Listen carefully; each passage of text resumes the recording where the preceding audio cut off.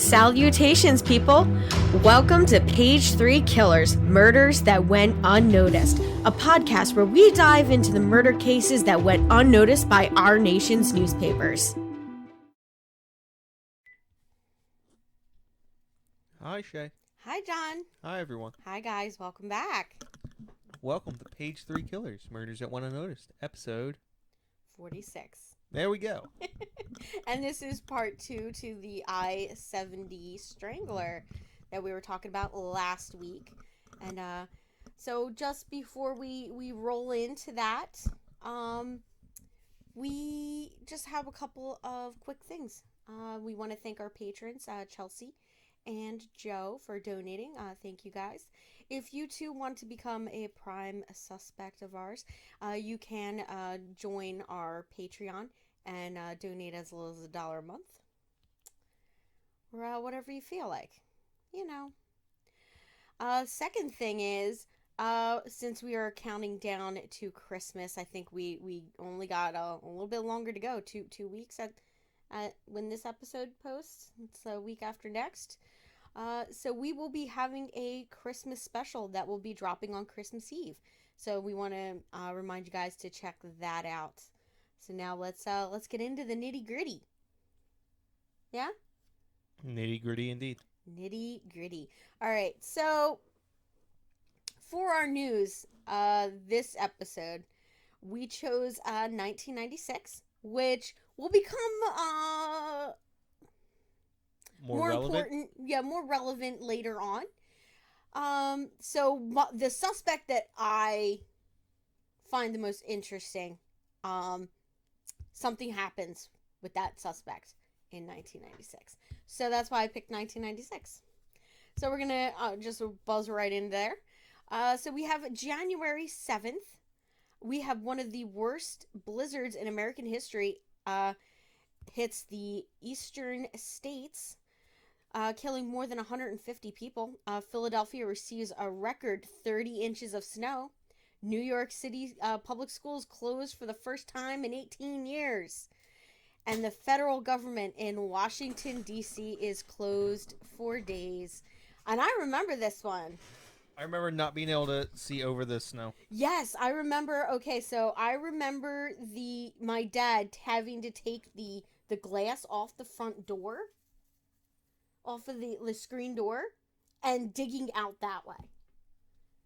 That's how much snow there was. Don't even know what my parents did. Yeah. I know my mom stayed home, and my mom never stays home.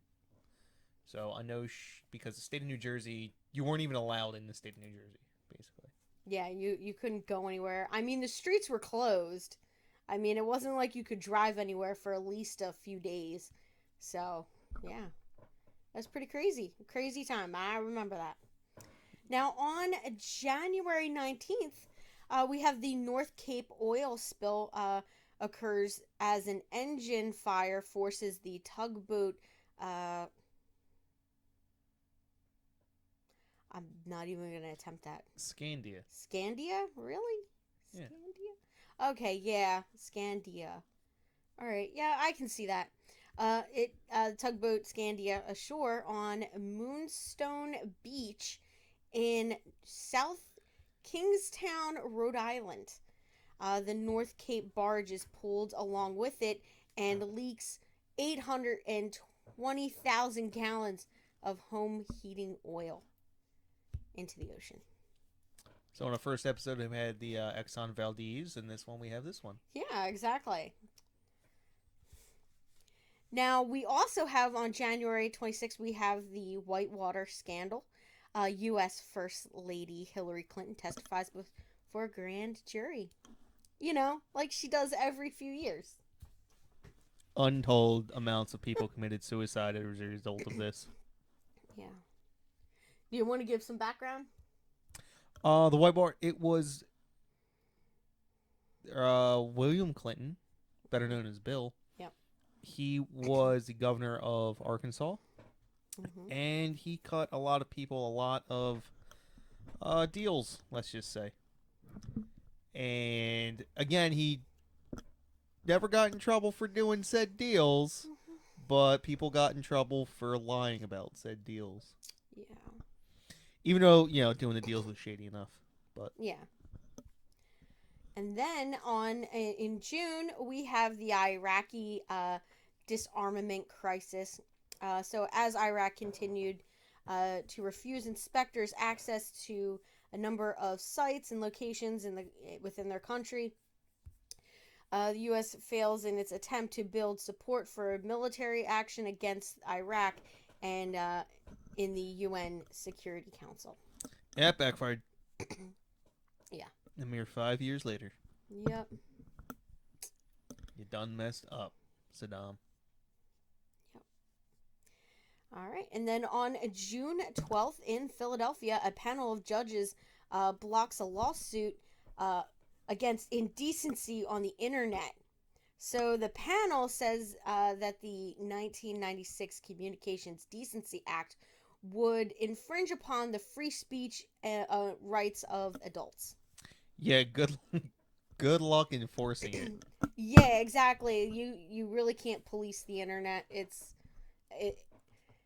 massive, and there's so much to it. Like, we only touch the surface of the internet every day. Like, there's a whole thing that's like, I mean, Britain has their issues, and they try to enforce it. And you can go to jail for like calling someone a bad name on the internet. Yeah, that's crazy. That's ridiculous. Mm-hmm. Now, on July 29th, the child protection portion of the Communications Decency Act of 1996 is struck down as too broad by the U.S. federal court as well. I wonder I mean, obviously this is to prevent child pornography. I'm pretty sure the whole thing was to target pornography. Probably. But I guess being too broad. Yeah, that you'd be surprised at how many things are shot down in courts over being overly broad. Yeah. So basically when a bill is proposed and passed and it doesn't really give specifics, that basically gives the government carte blanche to do whatever it wants. Yeah. So that's not a good thing. So they'd rather shoot it down and add some more description in there than... Well, especially since this curtails free speech. Yes. Here stateside, if you're going to restrict another human being's human rights, you have to... It's called a narrowly tailored government interest. So basically, the government has to be very, very specific about why it's preventing you, or what rights it's preventing you from having, explicitly why, and then it has to demonstrate a compelling government interest as to why. Yeah. God, you're so smart. I'm not a lawyer though. I'm sure I messed that up somewhere along the line. Is that from watching Legal Eagle, or? No, that's from too much Second Amendment stuff. Because it's the same thing. That's basically the same argument that almost every Second Amendment case is fought on, the overly broad interpretations. Okay. Yeah. All right. So the next thing that we have is July 19th. We have the start of the 1996 Summer Olympics in Atlanta. I need to watch the movie on this one. Which quickly followed up on July 21st by the Centennial Olympic Park bombing in the 1996 Summer Olympics, killing 2 and injuring 111 people. I can't remember. Is this still unsolved? This may have been solved recently. Yeah. I know that the guy's been acquitted, but he was acquitted. Like, they wrecked him for like no reason. Yeah. All right. Well, while you were looking that up, we're going to move into our CD side. If you insist. Yes, I do. I kind of. All right. So we're going to start off on January 2nd for our CD side. Philadelphia police officer Luthara Vallard is shot and later pronounced dead during a botched armed bank robbery by rapper Cool C. I was right. They convicted the guy in July 2020. Ah, there you go. What was his name? Something Rudolph. Eric Rudolph? Eric Rudolph. Yeah. Now, she became Philadelphia's first female police officer killed in the line of duty. On January 26th, we have millionaire philanthropist John DuPont. I'm not even going to try to pronounce his middle name. Shoots dead his protege, Olympic wrestler Dave Schultz, at Foxcatcher Farm. They did a movie about this with yeah. I remember 1996 surprisingly well. I don't understand why. This was a pivotal year in my childhood. Yeah. This was a big deal. Yeah. So our next item on the list is February 2nd. We have the Frontier Middle School shooting. A gunman kills his algebra teacher and 2 other students in Moses Lake, Washington. Don't remember that one. Yeah, I don't remember that one either. I guess it's before it was cool for the news to focus on. Or I mean, it was cool before they became politicized to focus on school shootings. Now, February 6th of 1999, we have the Honolulu hostage crisis. A gunman takes hostages at his former place of employment in Honolulu, Hawaii.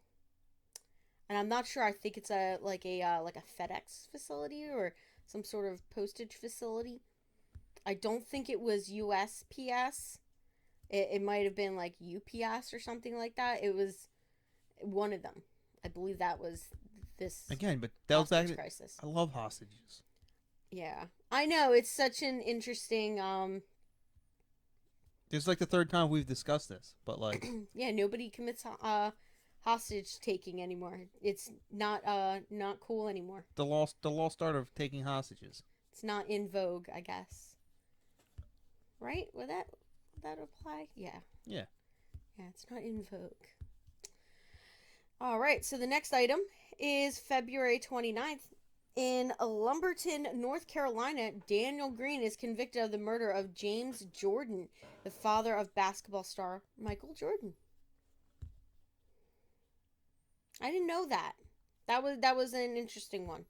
Oh yeah, there's a really, really famous photograph of Michael Jordan just crying after he won the NBA title.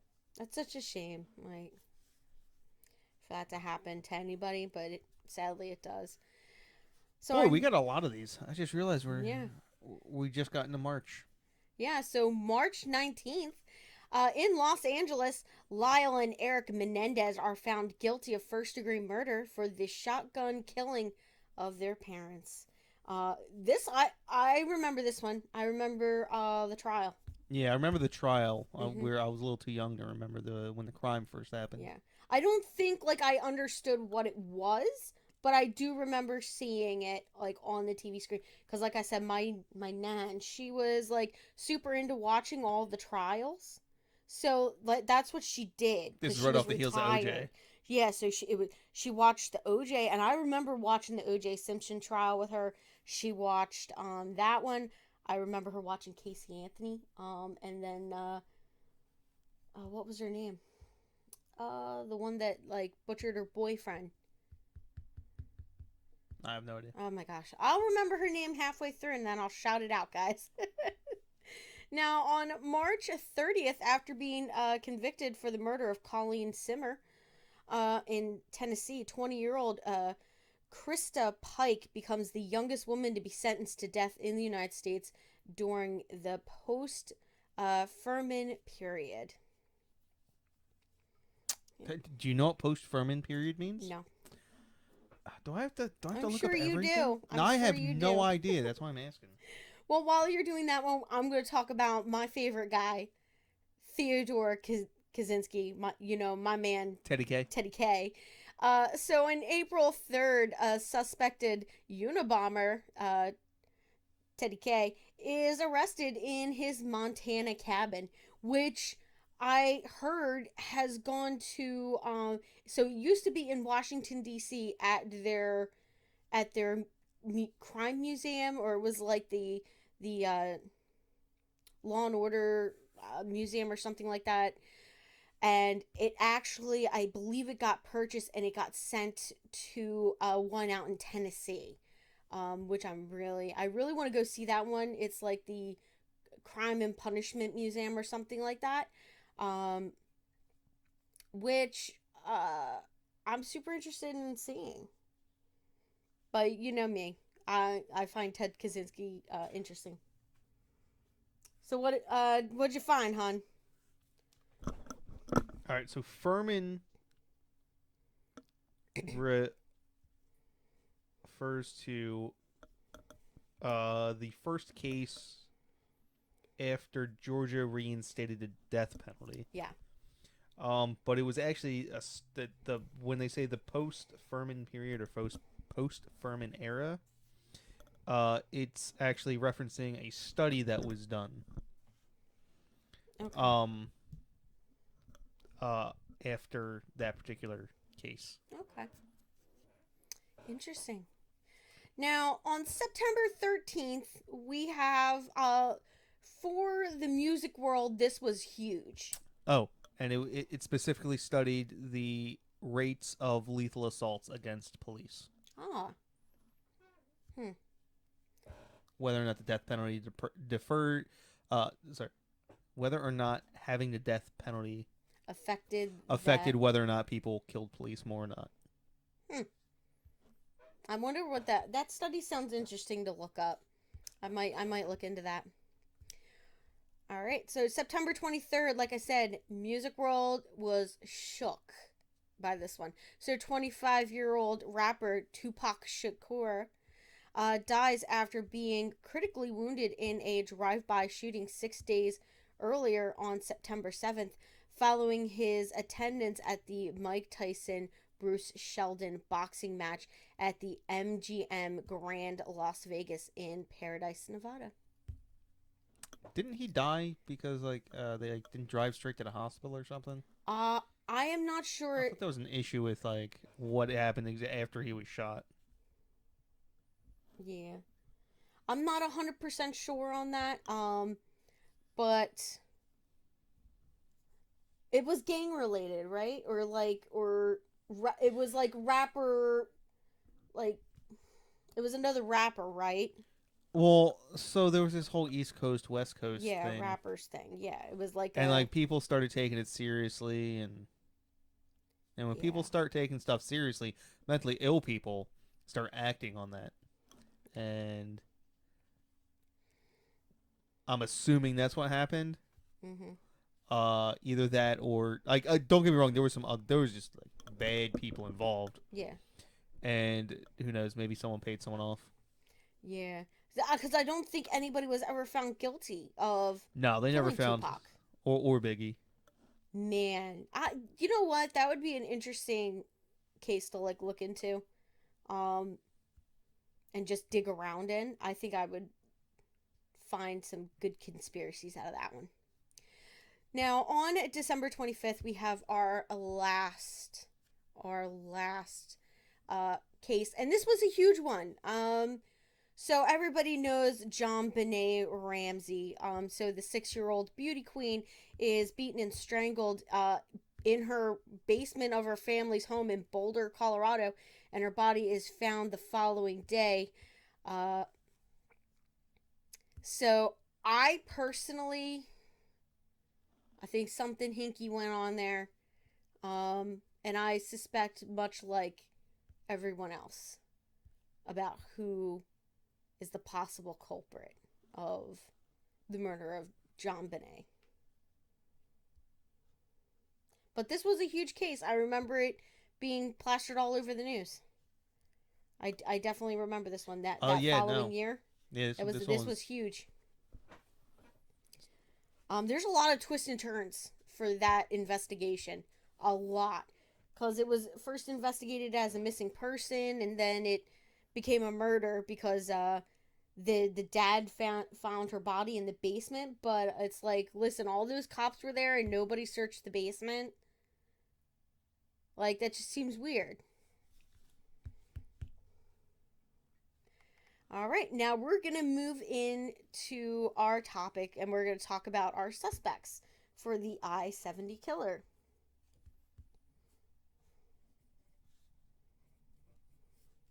All right, we're going to start off with a Duncan Peterson. So Patterson, sorry. So one of the first suspects was Duncan. He was a 47-year-old Florida native. In the fall of 1982, he was arrested in Indianapolis on charges of statutory rape against young boys. Shortly after his arrest, a friend of Delvoyd Baker claimed that the former had gotten into Patterson's van. Now, Patterson later admitted that it was true and that he had paid Baker $20 for oral sex, which they had at a hotel. He denied killing the boy, however, and claimed that he had taken Baker after, they did that. He took him to the Indianapolis Central Library, where he saw him enter another van with another individual. So Patterson's testimony was corroborated by witnesses who had seen Baker leave the van and go up the library steps to talk to another man that he apparently knew before the two got into the older man's car. Now, to assess his credibility, Patterson was asked to undergo a polygraph test, which he agreed to and successfully passed. Which means nothing. So, yes, he's a pedophile, but he's not the pedophile we're looking for these murders. He might be a pedophile, but he's an honest pedophile. Yeah. Which is such a well, it's not a contradiction. You can be an honest person and be a terrible person at the same time.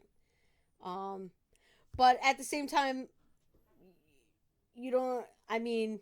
Also, there's a big jump between child molestation and being convicted of murder. Yeah. So, yeah, you'll take the years for the child molestation so you don't go to prison for the rest of your life for murder. But on average, I don't think child molesters do very well in prison.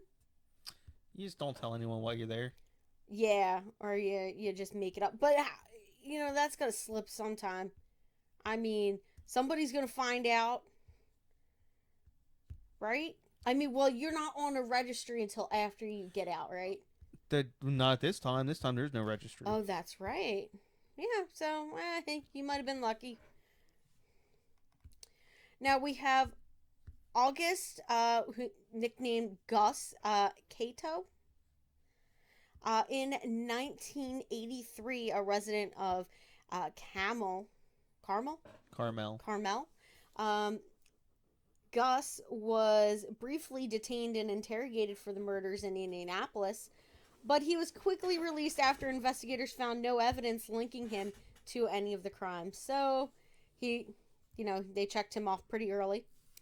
Then we have... Can you really even call him a suspect? Yeah, I know. They really didn't put any... There was no information. I'm not sure if, he had committed any previous crimes or anything like that. I think he was just probably a suspicious character around the neighborhood. And I guess maybe he didn't talk to neighbors a lot. People were suspicious of him, so they tipped him out, and police investigated him, found no evidence. He was just an innocent person. So next up, we have Larry Eiler. Now, another more visible or viable suspect was convicted serial killer Larry Eiler. He was found guilty of murdering 21 adolescent boys and young men in Indiana and Illinois. Larry was currently on death row for the 1986 murder of 16-year-old Daniel Bridges. However, he was there were inconsistencies in his modus operandi that contradicted the I-70 Strangler's modus operandi. So his MO was different, a little different. So it's possible. Now, Eiler's killings occurred over a year, and he killed his victims with a knife. While the I-70 killer strangled his victims over a period of 11 years. Yeah, I guess the I-70 stabber doesn't sound as nice. Yeah. You know what? The Frankfurt slasher. Like, that's got to be a pretty good one. Oh, that's right. They call them the slashers when they use knives. Yeah. So the I-70 slasher sounds much better than the I-70 stabber. Gonna be like the I-70 poker. What did he just poked people? Like just like a random guy just poking people with his index finger. It's like, whoa. No, you poke someone with your knife really hard 70 times. No, that's not right. Yeah, the I-70 poker. No. Oh, well, what did you do? I don't just like poke that. people. No, I don't like that one. Now, nevertheless, both killers targeted young men, homosexuals, and dumped them near the interstate highways. Now, several victims were found near Richmond, Indiana, where Eiler's mother lived. It was suggested that the killings were linked to those of Eiler. Now, while awaiting execution at the Pontiac, right? Pontiac Correctional Center. Damn. Is it named after the car, or is it named after It's probably named after town? the city. Okay, the city. So in November of 1990, Eiler was assisted with the assistance of his lawyer Kathleen Zellner, invited the Illinois and Indiana authorities to negotiate a plea deal. Now, in exchange for commuting his sentence, he would provide information that would help solve more than 20 murders, which he alleged to have committed with the help of his lover, Robert Little. Now, Robert Little was a professor at Indiana University. Prosecutors in 7 of the 9 counties agreed to the bargain, with the sole exception of Cook County, Illinois. That would be Chicago. Yeah, where Eiler had been convicted of killing Bridges in 1986. Shortly thereafter, the Vermilion County Attorney's Office opened an investigation into the murder of 23-year-old Stephen Agin? Sure. Again? Who had been stabbed to death on December 19th, 1982. Now, fearing new charges on December 4th, 1990, Eiler wrote a 17-page confession concerning the murder of Stephen Agin, which he claimed was committed with the help of Little. Now, the prosecutors offered a plea deal, according to which Eiler would plead guilty and receive a 60-year sentence. He agreed to that, and in his April 1991 trial, he became a key witness and testified against Robert Little. Now, because no physical evidence was uncovered that implicated Robert, who claimed to have that in December of 1992 he had gone to visit his mother in Florida, so he was not there at the time that the murder occurred. After several hours of deliberation, he was found not guilty by a jury, and Eiler's testimony was ruled inconclusive. 2 days after his death on March 8th, 1994, Eiler's lawyer announced in a press conference that his posthumous confession would be made public. How the hell can you confess posthumously? So he probably wrote it out. So it's not a posthumous confession. He confessed prehumously. Yeah. Well, it wasn't announced released. It. If nobody opens that envelope that's in until after he's dead, it would be a posthumous confession because nobody read it before he died.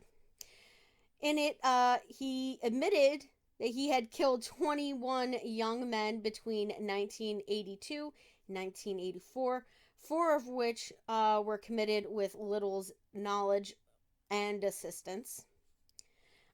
The list included John Roach, Daniel McNave, but none of the I-70 victims. Now, aside from these murders, Eiler remained a suspect in the 3 other murders committed in Indiana, Kentucky, and Wisconsin. So, one of those 4 that the FBI did pull out, or 2 of those 4 that were pulled out, John Roach and Daniel McNave, they were killed by somebody else. Yeah. Now, I would like to look into this guy a little bit more and see if he matched with their profile for who was killing that set of victims. About 45, overweight. Yeah. And... didn't like his wife. Yeah. So, now we're going to talk about... Oh, you okay? Yeah, I'm fine. All right. Now we're going to talk about who I think is the more likely killer. Okay? So this guy is also... he's not a convicted serial killer, but he's a possible serial killer. All right? So we have Herbert Baumeister. So in February of 1998, an Indianapolis resident contacted the police claiming that a local businessman, Herb Baumeister, was the mystery man photographed leaving the Vogue Theater with one of the I-70 victims, Michael Riley. Now, prior to his suicide in 1996, Herb was the prime suspect in the murder of at least 7 men who were killed between 1993 and 1995 in Indianapolis, whose remains were later found buried on his property. I think he did it. Yeah, after this information surfaced, Herb was named as the prime suspect in the I-70 Strangler case. Now, according to investigators, he stopped dumping bodies of his victims in 1991 after he bought the Fox Hollow farm that became the burial site for his subsequent victims. As of 2021, no physical evidence has linked Herb and the I-70 Strangler victims. And the editor for a gay newspaper, Ted Flisker, I'm so sorry I can't pronounce that, has claimed that Herb Baumeister wasn't responsible for the killings and accused the police officials of police misconduct, saying that they used him as a convenient excuse to close the case ahead of a municipal election, while the real killer remained at large. Sounds kind of crazy. Yeah. So let's talk a little bit more about Herbert Baumeister, because he is super interesting. So we do know that he killed 5 or 6 what was it, 5 to 7 people that he buried on his farm. So let's talk about that a little bit. So we're going to talk about him. So his early life, He was born in Indianapolis, Indiana. He was the oldest of 4 children born to Herbert and Elizabeth. Now, his childhood was reportedly normal, but he began exhibiting antisocial behavior by the onset of adolescence. Some of his antisocial behavior that he displayed was playing with dead animals and urinating on a teacher's desk. Which is, I'm not sure why, but maybe she didn't let him have like a hall pass. You know, in other schools around the world, they don't have hall passes. I never heard of a hall pass. Well, I've heard of many a hall pass. I've never been to a school that had hall passes. Yeah. Like, I knew one teacher, it was like a spoon. Like a giant, like, wooden spoon. It just had, like, hall pass written on it, and you had to take that with you to the bathroom.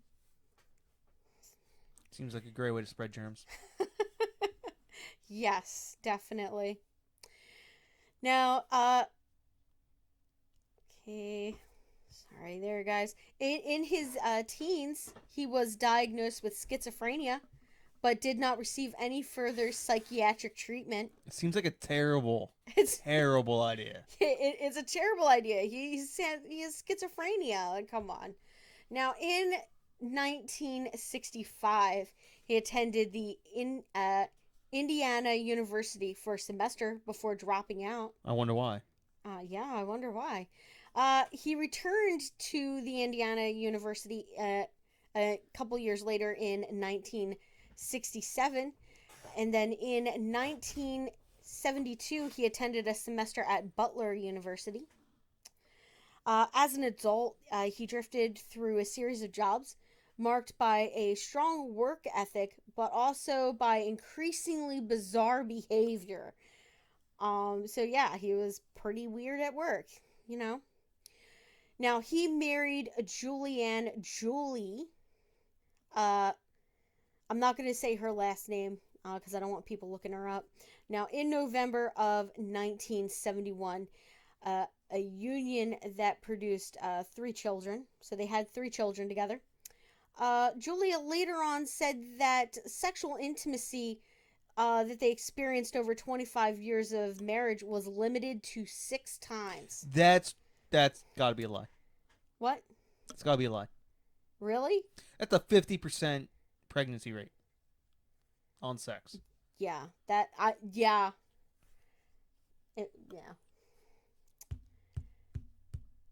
That or she was going outside the marriage, and them kids ain't his. Yeah. You got 3 kids. You had sex 6 times in your life in 25 years. Man, I'm calling shenanigans. I would think there would be a point. But you know what? The FBI did say that our killer in the Yeah, no, he fits the I-70 profile. killings, he fits the profile right there. So who knows? Now, in 1970s, Herb was committed to a psychiatric hospital after his father, his wife, said he was hurting and needed help. So, after that, he founded the successful Save-A-Lot thrift store chain. 2 stores total in Indianapolis in 1988. Oh, see, when It's you the told me thrift about store, this, the Save-A-Lot. I thought it was a Save-A-Lot. I thought it was the grocery store. I was going to say, yeah, this guy's like a millionaire. Yeah, no. Even still, But I mean, he became a successful business person. He became a successful business person, opened up a farm, and then buried bodies on it. Yep. Totally. Not bad for someone with untreated schizophrenia. Yeah, well, at this point, I feel like he's being treated, because I mean, his family said that he went in the 70s. He was admitted to a psychiatric hospital. So at that point, I think they were getting some treatment on that. Now, in the investigation conducted by the police into Herb, by the early 1990s, investigators with the Marion County Sheriff's Department and the Indianapolis Police Department began investigating the disappearance of gay men of similar height, age, and weight in the Indianapolis area. In 1992, they were contacted by a man named Tony Harris, claiming that a gay bar patron, calling himself Brian Smart, had killed a friend of his and had attempted to kill him with a pool hose during an erotic asphyxiation session. Okay, yeah, that was a mouthful right there for me. So Tony Harris eventually saw this man again in August of 1995. He spotted the man, followed him in his car, and noted the license plate of that guy's vehicle. From that data, the police identified Brian Smart as Herb. Well, that's a ringer. Yeah. So investigators approached Herb, told him he was a suspect in the disappearance, and asked to search his house. Which he promptly refused, because that's what you're supposed to do. Yes, him and his wife refused the search to their property. In June of 1996, however, Julia had become sufficiently frightened by her husband's erratic behavior and filed for divorce. She consented to a police search of the property. So the search was conducted on their 18-acre estate at the Fox Hollow Farm. And that was conducted while her husband was on vacation. Now, it turns up that remains of 11 men, 8 of whom were identified, were found on that property. With a warrant out for his arrest, he fled to Ontario. As I've known a couple of suspects in other cases to have done, and they usually do not come back. A couple of them have. They have been brought back to the United States through different court proceedings, like we have to promise that we're not going to execute them kind of thing. And then Canada will usually send them back to us. Or they commit suicide. See, does he stay in jail in Ontario? Well, at this time, he's not arrested. Herb isn't arrested in Ontario. Well, because all I'm saying is, if I'm in the United States, I look they at haven't Canada found him yet. And go, hey, yeah, we don't even want him back. Just keep him up there. Let him kill a bunch of your guys. And what's Canada supposed to do? Let's have a press. Yeah, we're just going to let him roam around. Good luck. Yeah. Don't be gay. Yeah. In Ontario, Herb does commit suicide at the Pinery Provincial Park on Lake Huron by shooting himself in the head. Now, in his suicide note, he described his failing marriage and business as his reason for killing himself. Certainly not the 11 bodies found on your property, sir. Yeah. Now, he did not confess to the murders of the men found in his backyard. Wasn't me. Yeah. So, after his death, interestingly enough, they do continue to investigate him and the case. Now, I know I was just watching a thing, and it was like in Germany, after somebody dies, you are not allowed to look at them as any crime, as a suspect in any crime, because you're dead. They're like, no, you can't investigate this person. That makes no sense. There is a really interesting documentary that I just watched on there. It's about the death of a woman, and her husband was a suspect. He didn't do it, but it was somebody else. And it was just so shocking, the entire thing. I watched it, to find out that the guy, they stopped investigating this guy because he died. And they were like, yeah, well, that was like per the their usual thing. They don't want to they don't want to waste man hours investigating somebody who's dead, because they want to find somebody living. Like, I get it, And but then one of two things happens. Either the killer dies, kills himself or whatever, and then now you have to investigate other people who are not guilty, and you have no way of being like, well, we know this guy did it, so we're not going to investigate anybody else. Like, you just have to investigate people that may or may not have done it, or the person you were looking at was innocent, and you're not like, I just don't get that. Like, and this case was so interesting. I might do it for one of our cases, because it was really interesting. And then it turns out this victim's brother broke the entire case because he pulled together a bunch of retired people who worked in different various fields within law enforcement. Yeah. None of them were detectives in the homicide department, but they figured it out. And it was insane, and it ended up being this guy that was dead. I thought that was just crazy. So, but here in the United States, we will continue to investigate somebody. Even if they commit suicide, we will continue to investigate.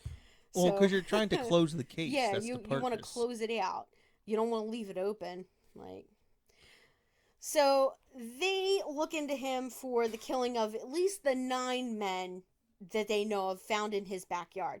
So the bodies were found in a rural area along the corridor of Interstate 70 between Indianapolis and Columbus, Ohio. Oh, I'm sorry. So they suspected him of killing those 9 guys that were found along the I-70. These are the people 80s. we talked about in our last episode. Yeah, that's the ones that we talked about in our last episode. And then we have 11 victims that were found on his property. Now, one eyewitness did identify him as leaving that bar with Michael Riley. Now, the other victims, like the other victims, Riley was strangled to death and deposited nude or semi-nude in a river. Prior to his suicide in 1996, he was the prime suspect in those. You're repeating yourself. Yeah. Trust me, I realized that. So, and then I highlighted that section because it was something I already talked about. Now, 3 years after police found the remains of the 11 people on Herb's farm, DNA testing did allow for the investigators to identify 8 of the men who were buried there. The remains were scattered in a wooded area at Fox Hollow Farm, about 50 to 60 feet behind the family home. So, you could, look out, one of the windows and just, see that area. Now, there was little in the way of artifacts, such as watches and clothing with the remains, so they didn't have much to work on with that stuff. So I guess their bodies alone were trophies for him. But yeah, they didn't find much. They didn't find a lot of wallets or watches or anything like that would have belonged to someone that might have helped them identify people. Now, the victims' identities were determined through those tests at the University of Indianapolis by their forensic anthropologist Stephen Nalraki,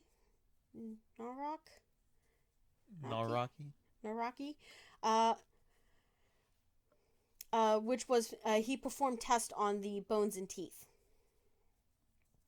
Now, police said that those remains were the remains of John Bayer, 20 years old, from Indianapolis, Alan Wayne Boussard, 28, from Indianapolis, Roger A.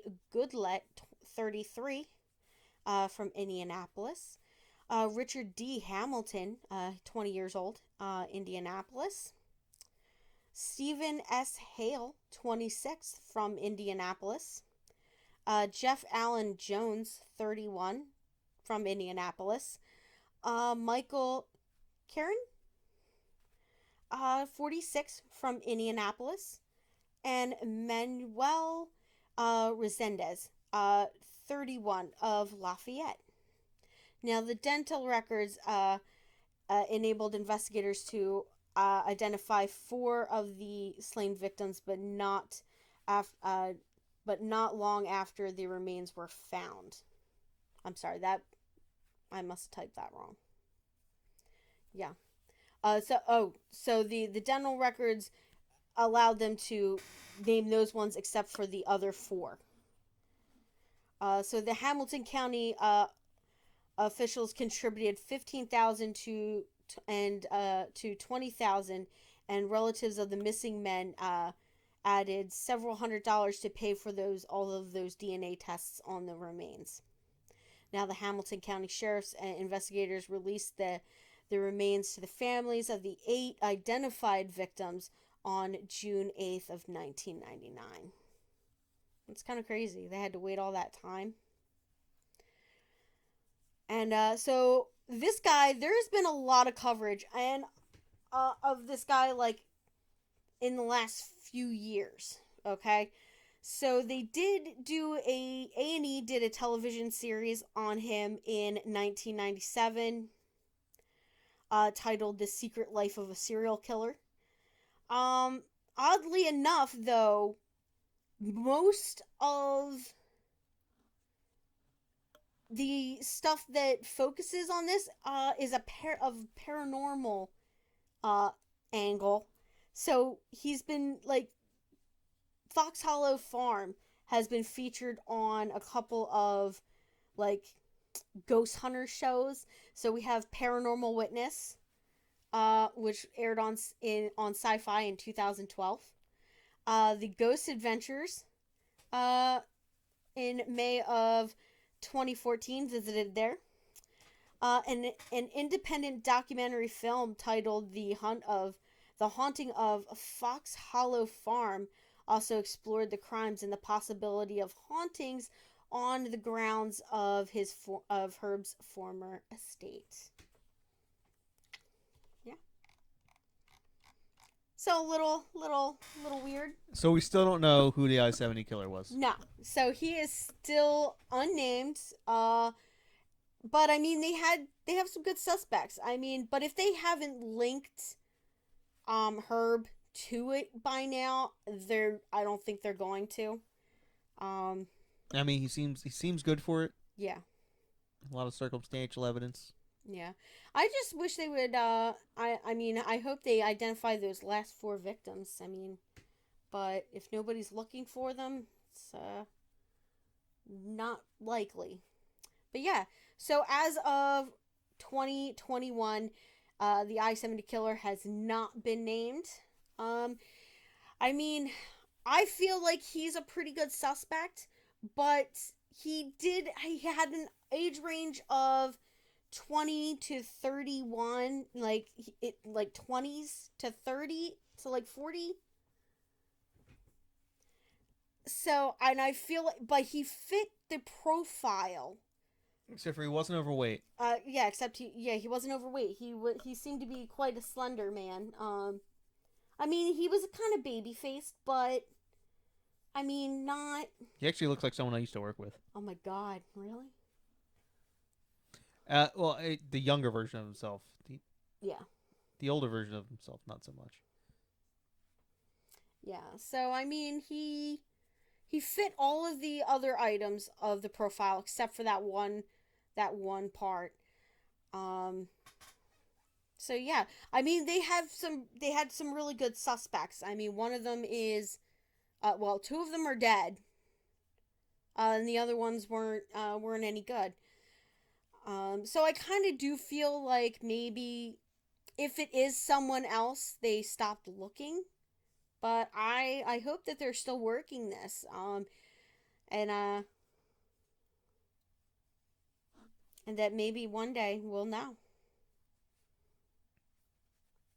do like that genealogy DNA testing and find out who did it. But yeah. So that is everything that I have compiled on our suspects for the I-70 killer. So these were like just the only ones that I know of. I don't know if there's any active ones that they're still pursuing. So I mean it's an interesting case to just keep following for, you know, for the rest of my life, I guess. Just look it up every few years and be like, "Oh, the I-70 killer. Or I-70 Strangler, let me look into that one." When we're Just doing peek in every once in a while. Yeah, just peeking on it. Just keep the tab open on your computer. Yeah. One of the other 600 tabs you have open. Yeah, because I have, what is it, like, ADD on, like, computer. Well, no, what happens is I have to be extremely flexible with my job, and I have to jump from thing to thing to thing. And if I close it out, I'm going to lose the progress that I made on the one thing, or it's that it's out of sight, out of mind, and I forget about it. So I have to leave it open. You're just a terrible person. It's like I four still love four you, is though. max. Once the tabs have to start getting smaller to fit, that's when you know you have too many. I mean, we have a huge screen, so I just open it up. I can get 6 across the top of the screen. Or open 2 different web engines. I remember one time my boss just just looked at my computer's boss screen and he had 30 tabs open. I was like, you don't even know what any of these tabs do. You can't read what the description. Yeah. You just have to click through them to find the one you need. Like at that point, it'd probably just be Yeah. quicker just to retype in the address. I mean, I'll have like 5 or 6 tabs open. So what'll happen is I'll be working on something and I'll be listening to a podcast or something like that, true crime related, obviously, guys, you know me. And then I'll hear about some type of killer or something like that, and I'll be like, "Oh, let me look at that. Maybe that'll make a good episode." And then I'll Google it and then go back to what I'm doing, and then when I finish work, I'll be like, "Oh, what's this tab? Oh, it's a serial killer. Interesting. Okay, yeah." Huge news. What? Bama just beat Georgia in the SEC championship game. This is gangbusters.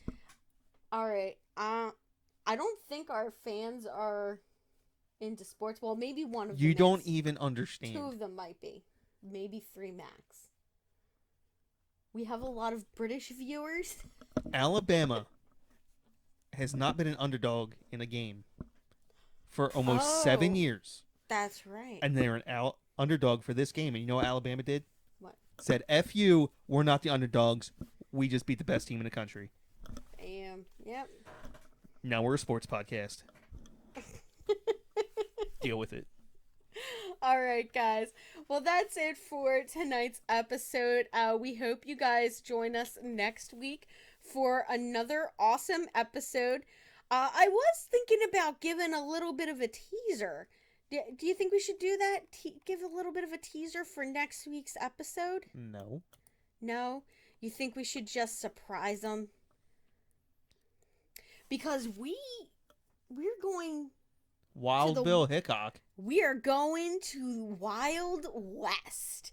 If you guys want to play that song by Will Smith from that popular early 2000s, was it early 2000s? Yeah. Early 2000s hit movie, Wild Wild West. Yes, you can do that. Because we will be talking about cowboys and. The only thing I know about that movie is Selma Hayek. Oh yeah, Salma Hayek. So. Yeah. So that's our case. It's going to be an interesting one for next week. So make sure you guys tune in, and then the following week will be, I believe, our Christmas special. Yay. Yay! Woo! So we're super excited to bring that to you guys. So we are going to sign off for now. We hope you guys have a nice day, a nice night, nice rest of your week. And we will see you back here. Same time, same place. What's it you say, babe? Same bad time, same bad channel. All right, guys. Actually, I think it's reversed. Same bad channel, same bad time. Yeah. I don't know. It's old school Batman. We'll see you guys around. Bye. Bye.